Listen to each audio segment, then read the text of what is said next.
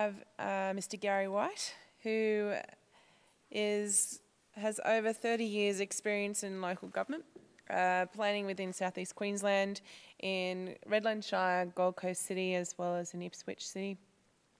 In 2008, Gary was appointed the position of Deputy Director General for the Planning Group for the Department of Infrastructure and Planning, and since commencing with the department, Gary has overseen the finalisation of the award-winning Far North Queensland Regional Plan and South East Queensland Regional Plan 2009-2031. Gary is playing a key role in a response to population and growth issues and their impacts, particularly in South East Queensland, and was recently appointed the position of Government Planner in the newly established Growth Management Queensland. Gary has been instrumental in leading the drafting of the Sustainable Planning Act, which was introduced in 2009 and is a key platform in the government's planning reform initiative. In September 2008, Gary became a chair of the Planning Officials Group, which comprises senior planning officials from Commonwealth states, territories and New Zealand planning agencies.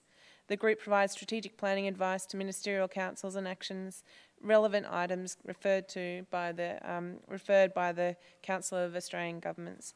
Gary White is the Government Planner for Queensland. Thank you, Gary.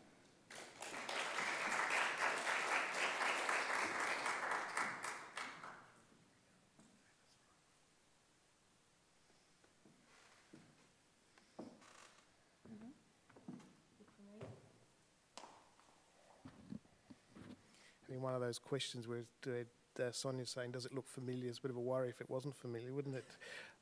Look, thank you very much for the invitation to speak to you today. I feel like I'm a little bit of a ring-in because in some respects I have probably parted from what I was supposed to say, but I was actually parted because of the way Sonia spoke to me and what she thought she wanted out of the process. So I'm probably going to tell you a bit of a story in terms of planning through the eyes of Gary White, because I think if we can think about the notion of resilience in our cities, then I think we have to have a resilient planning system. From my position of POG, I got the opportunity to meet a number of people from all over the country. I managed to sit at a number of forums, and the one message that really, and I have to be careful how I express myself here, that really narked me and peeved me off, and I actually don't mean those words because I actually mean them stronger than that, was this whole notion of being continually told it's you planners that are the problem. You planners are the blockers. You're the barriers. You're the ones that get in the way. You're the ones that are not enabling this stuff to happen. And to some extent, I think we have to accept a little bit of that criticism. But I think we also have to think back why as planners we became planners. And one of my ministers recently, when I finished doing the Townsville's Future Plan, which I was asked to do in 12 months, there was a degree of criticism. The comment was, oh, it's a very aspirational document. Well, I'm not sure whether I was supposed to have been insulted, but I actually thought, well, wasn't that what it was all about? Weren't we supposed to be being a little bit aspirational, not looking through the rear vision mirror and sort of try and punch through in that future direction? So what I'm going to do is I'm going to share my thoughts as a planner in terms of how that resilience can come through the planning process. And with my role of trying to implement SPA in Queensland, I keep continually hearing from people, oh, SPA doesn't work. Well, we don't have a SPA planning scheme yet through. So how can SPA not be working? I wasn't responsible for all of the drafting of SPA, but I suppose the question I would be asking of SPA is how does it address the questions and the story that I'll tell you this afternoon? Because if SPA can do this, then what we really need to do is get off our backsides, pull the ropes together from a development industry point of view, from a community point of view, and make planning materialise in the right way. Planning didn't cause the global financial crisis, contrary to what a lot of people might think. But it is important to consider the fact that the planning system can keep the economy in a permanent anaesthetic if it doesn't start to think more in terms of the outcome and the role it can play both in community building, placemaking, etc. as part of that process. So yes, it does have a role to play. It depends on whether your planning system, I think, answers the sort of questions I'll put to you this afternoon. SPA has given us that opportunity, I think, to reintroduce strategic back into planning. And I'm very passionate about the notion of strategic, setting desired outcomes and then trying to achieve them as a focus for our planning system as a whole. I think SPA supports a plan-led system, adjusting the balance away from a development-led system.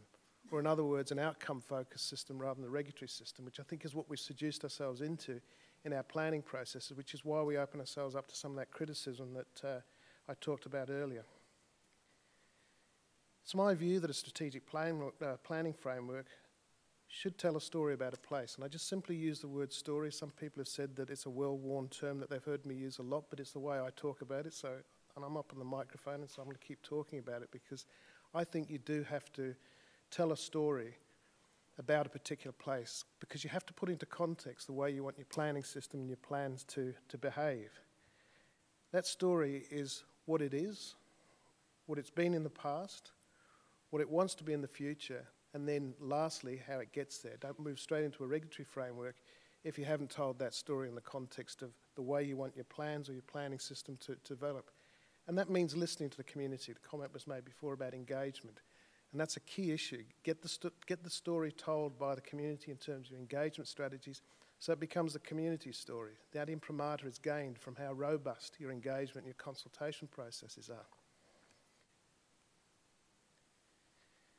That story should explain where the place has come from, if you're thinking of South East Queensland or any place or any level of planning that you might be talking about at a state, a regional, metropolitan or a neighbourhood level. It should tell the story about what the place is now, what are the issues, what are the challenges, what are the tension points, what are the sorts of things that we want to be doing. And I know this might sound like really basic stuff, but geez, we haven't been really good at doing it. We seem to have moved away from this really basic way of thinking about what planning is all about and why we probably got involved in planning. And then it wants to be telling the story about what it wants to be in the future, and then how it's going to get there as part of the process. How we get there are going to be the delivery platforms from a policy point of view. They're going to be the type of infrastructure that's required. And the legitimacy and the types of infrastructure and the types of delivery platforms should be qualified around how well that story is told, because if you don't tell the story, then how do you know what you need to do? If you don't talk about the story of a nodal city like Adelaide in terms of your transport nodes, how do you know what the transportation option and what you're going to spend your dollars on in the future? And that story, as I said before, the story can be told at a state level, it can be told at a regional level, it can be told at a local government level, it can be told at a district or a neighbourhood scale, and it can be told at an even finer grain at the town centre or the centres level. It's important that the context and the way they each relate to each other, I call it the line of sight in terms of our planning model here in Queensland, are both contextualised and realised. That the model informs both ways. The regional planning framework informs back down through to the local government, through the neighbourhood to centres, and likewise the regional plan also listens to the logic which flows back up the other way. We've recently had the Wide Bay Burnett Regional Plan crafted here in Queensland. It's our most recent plan. When we did a plan for Far North Queensland, there's a great deal of tension about the notion of sticking rigidly to an urban growth boundary. What we've now done in terms of listening to the line of sight bouncing back up the other way, if you have your desired regional outcomes which are spelled out in our regional plan, and the local authority, when it starts to craft its own plan, in responding to the desired regional outcomes, finds that at a finer grain, that there is in fact something not quite right about your 6-inch paintbrush that you may have used at the regional planning level. The regional plan should be big enough to be able to accept information back up the other way, and that should also be part of the process. Doesn't mean the wholesale change to the urban growth boundary or something like that, but it's important for the plan to be able to do that. And I quote an example to you about that point. I was in Far North Queensland. I was standing in the middle of a sugarcane paddock. I had 2 ministers, a local politician, and about 15 cane farmers telling me that the FNQ regional plan, it's a rather unfortunate term that one, but the FNQ Far North Queensland regional plan was a crock of nonsense and it didn't work. Well, it isn't a crock of nonsense, and for the most part it did work. It did create opportunities around World Heritage, the Great Barrier Reef protection, etc. But here it was getting eroded by a silly regulatory part of the regional plan, which did not enable the logic behind the 6-inch paintbrush versus a 1-inch paintbrush to be heard. What had happened is the sugarcane paddock that we were standing in the middle of, in fact on the regional plan, came up as pristine rainforest because of the mapping product that had been used to designate that block of land. So here was a creditable planning document being unwound because of the inflexibility that we'd originally built into it. So it's a lesson that we've learned in terms of the line of sight sliding both ways. You don't compromise the higher level document, but you create the context around which the higher level document can also be responded to. So you then don't go away and review your whole regional plan because you're stuffed up on a silly little issue. I've sort of digressed a bit there, but I'll get back to my presentation. But it just serves to illustrate the logic. It would also seem to me that if you tell your story well and you articulate it, and I'm talking really basic planning stuff here, so sorry to appear boring, but it really is the way you have to think in terms of the planning. So if you tell the story well, it should clearly articulate what the plan is trying to achieve, and a picture should emerge of what that future community is expecting and would like to see as part of its development process. We have a situation at the moment under our legislation where some councils are rushing off to do SPA planning schemes. They're sewing together the statutory part of 3 or 4 existing planning schemes without telling the story as to what those schemes are going to be doing in the future. It seems to me you need to tell the story because that will inform how those 3 planning schemes are going to be working, not the other way around, statutory first, story afterwards. So if you tell that story well, it would also seem to me that it becomes apparent to you that which will offend your story. And again, I know I'm being logical and I'm being very obvious here, but again, we seem to have missed this logic in terms of the way we've done our planning. So it should become apparent as to what will offend the story, that which will help the story materialise, and that which will clearly be out of kilter with the story. So if you like, square peg in round holes. But it seems that the storytelling will help you put that into some sort of context as part of that process. This contextualisation, how the story then begs another question, how the intended outcome will be achieved. So it seemed to me if the chosen scenario can be made to materialise, the planning process has achieved something which the community or the local government had set out to do. So the whole notion of a plan achieving something as opposed to the planning process stopping something becomes part of a different way of thinking about the planning process. Therefore, I'd assume that if your plan is materialising quickly because you've set in place a process, then it is in fact a successful planning outcome. And then I'm moving into another word that I'll use, and that's this culture of achievement. Because it seems to me the quicker your plan comes about and the more clearly your plan reflects that storytelling, then the more excited you might become in terms of it achieving something. And if you're a planner, one of the comments I've heard said to me by so many planners is, Gary, you've got so far away from the old DA plan, you don't understand what it's like to just do the sausage grinding machine of DA applications. I actually remember doing DA work, and I did get excited when I saw the story start to materialise. When I started to see a harbour that I talked about next to a railway station with medium density connecting to a shopping centre, I actually thought that was actually good stuff. I actually got quite excited about that. Because not only was I, but the community was owning the materialisation of that story that it so clearly had articulated as part of its storytelling and had created a planning delivery platform which was enabling that to happen quite clearly.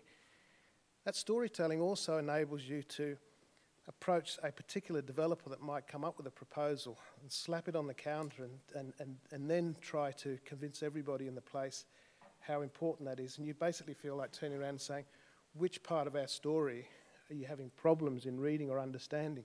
Clearly, it is not consistent. Don't waste your time and don't waste our time. So again, there's a lot of slow logic in what I'm saying, but it's a departure from the way we've started to do things as planners, in my opinion. Logic would then, I assume, be such that the stuff that is consistent with your story, the stuff which is going to help your story materialise in a short period of time or with the degree of quality that you hoped would happen, is something that you would want to enable in. You'd enable it in because it's achieving that strategic framework. And that enabling in is built around the codes, the zones, and the other platforms that you see and that you hear criticised so much in planning schemes. So an important notional thread in terms of this outcome focus to planning rather than a regulatory focus to planning is to enable in that which adds value to the process and to make sure your delivery platform is reflective of that enabling in. And you've gained that imprimatur because you've told your story well. There should be no no contesting of that issue if you've told that story reasonably well. So what you're really doing with the whole process, and one of the people that worked with me, when he heard me say that, said, Gary, can I just do a diagram, a traffic diagram, to say that if you tell your strategic story well, the development process then gets in the right lane. That which is value adding, was a no risk, goes in, might be a code or simply a building application. That which is a low risk might be a particular code with particular requirements, it gets in the middle lane. That which is threatening the planning scheme might need to be tested with a lot more vigour, you slide that into the right-hand lane. So the strategic framework sets the context around which you deliver your planning outcomes as part of your planning scheme.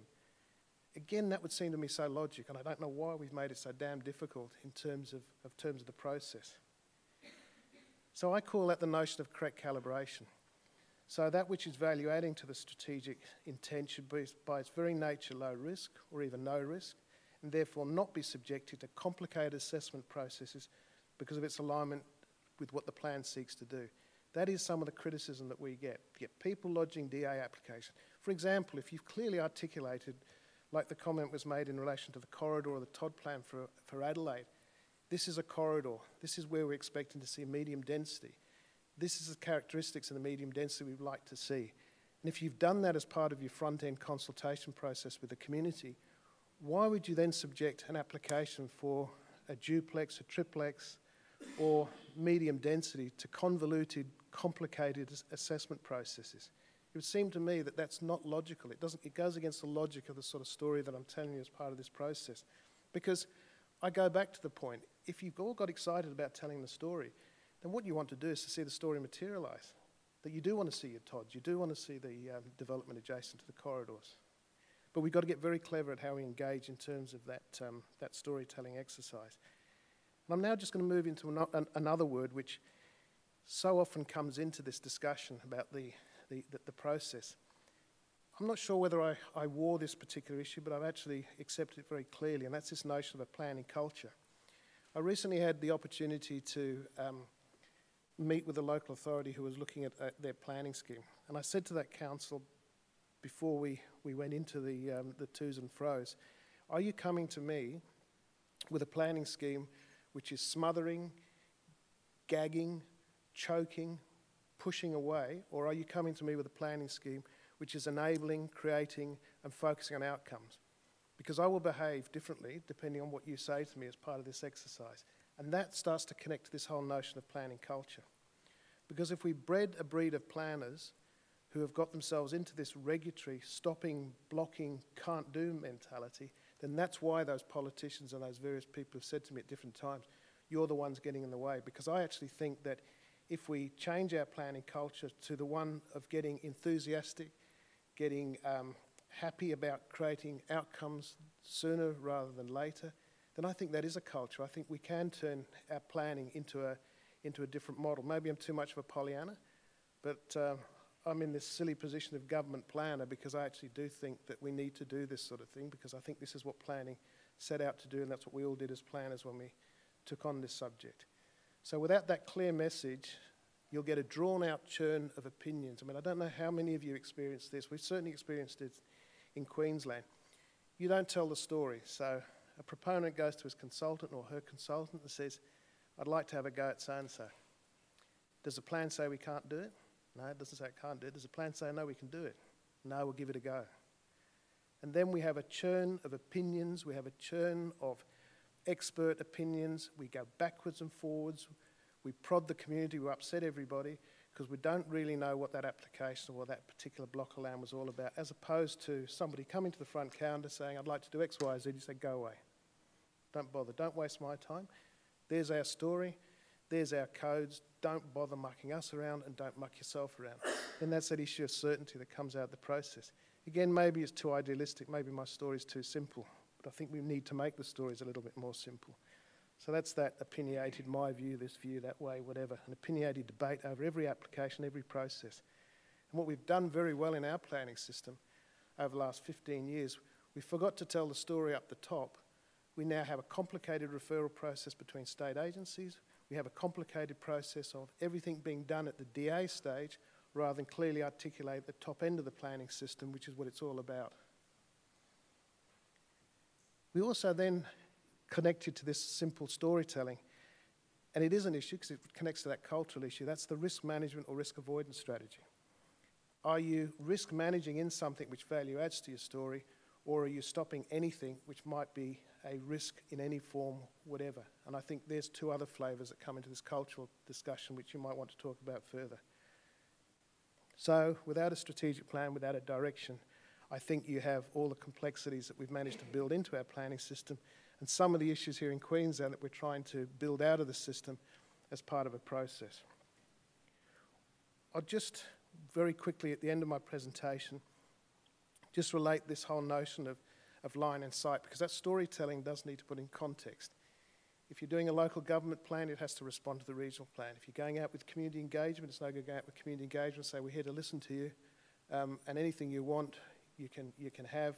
We need to put it into context. So there's this line of sight where the regional plan, the national plans work in with each other and connect with each other, all the way down to the relationships with the Building Act, and also so that the information comes back up the other way as part of the process. One of the other things that we've actually put into this diagram, which was a problem under our previous planning legislation, is by taking strategic planning out of the equation, which is what we effectively did under IPA, in my opinion, we actually took away the right-hand side of the diagram.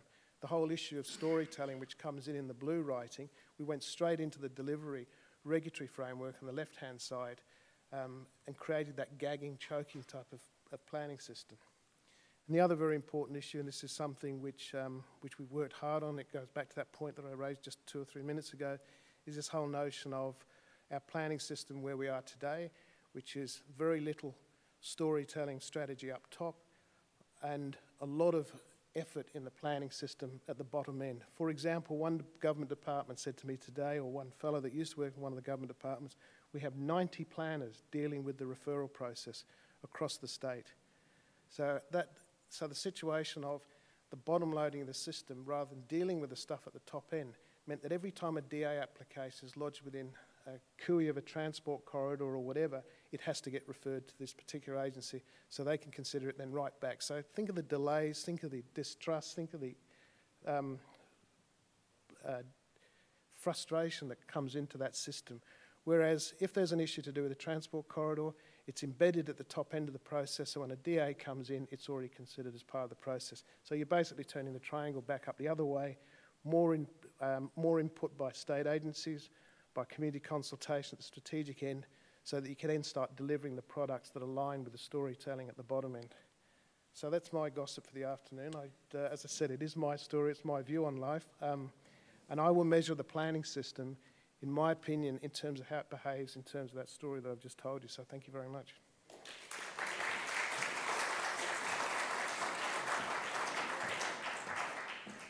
Thank you, Gary.